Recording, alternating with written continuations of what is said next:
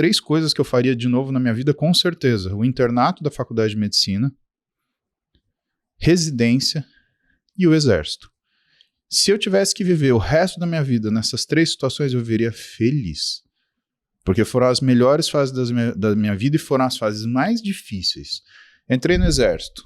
Era uma vaga, naquele quartel tinha vaga para 2 médicos. Eles decidiram que só iam chamar um. Eu fui ocupando, já fazendo o trabalho de 2. Nisso, eu fazia o atendimento dos soldados e das famílias. Soldado, digo, dos militares, né? Desde o coronel até do soldado conscrito que tinha entrado aquele ano. As famílias deles. Eu ia cuidar do que é a parte organizacional do Serviço de Saúde do Exército, que chama FUSEX, então de toda a burocracia. Ia cuidar do que era o programa de pedidos, né, do que precisava de medicação, porque a gente tinha uma seção de saúde, era que nem um posto de saúde no meio do batalhão, né? E eu estava acumulando 3, 4 funções. E eu tinha que resolver isso. Então, mais uma coisa, como você vai ser focado? Não dá para você ser focado, você tem que ser esforçado, você tem missão para cumprir.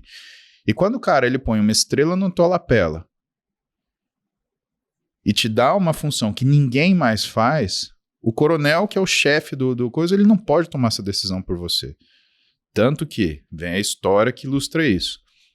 Entra um menino que começa a fazer um diabetes autoimune com 18 anos de idade.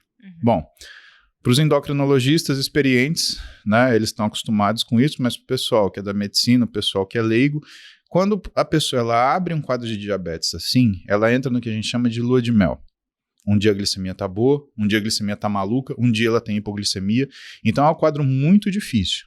E muito difícil de você manejar, principalmente numa sessão de exército que não está pronta para isso. Por quê? Porque esse paciente, muitas vezes, ele tem que ser institucionalizado, ele tem que ter uma estrutura de clínica à disposição, um acompanhamento frequente, né?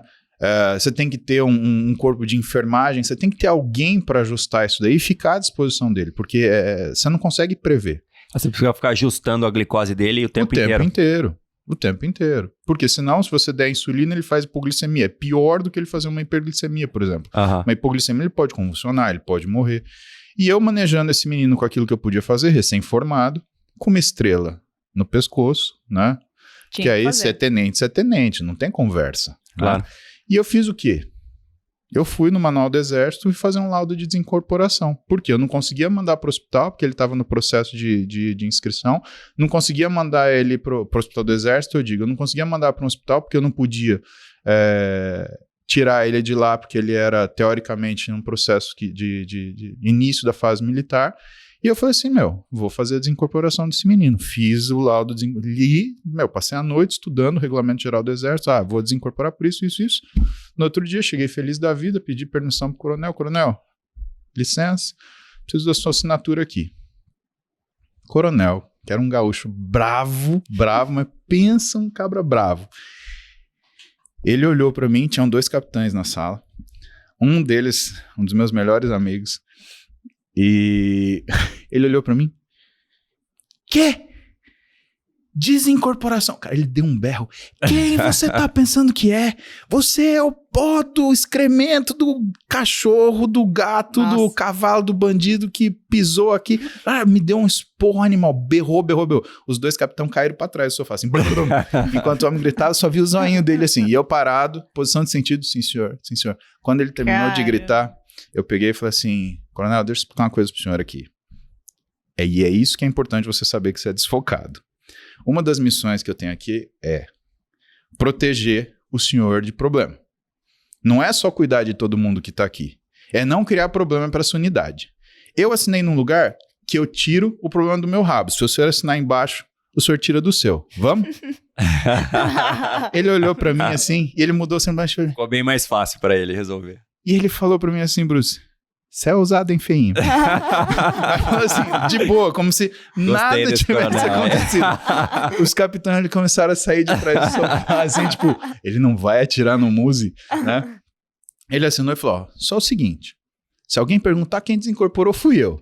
Não, perfeito, com licença. Sim, senhor. Rompi marcha e fui pra trás. Então, essa é a importância de você saber disso. E, finalmente, na faculdade, quando eu tava na residência, eu comecei por um estágio que na Escola Paulista a gente chama de retaguarda. E a retaguarda do pronto-socorro da ortopedia é você ter, sob sua responsabilidade, 30, 40 pacientes que entraram com traumas agudos pelo pronto-socorro e que estão espalhados pelo hospital. Onde? Método japonês, conhece? Shivira. O que é um trauma agudo? O cara sofria um atropelamento de motocicleta. Tipo, é um cara... o ônibus passou por cima quebrou dele. a perna, sei lá, tá completamente uma coisa que zoado. você tem mais ou menos aí, né, 6 horas para resolver. Porque é o que você precisa. Vai dar problema depois.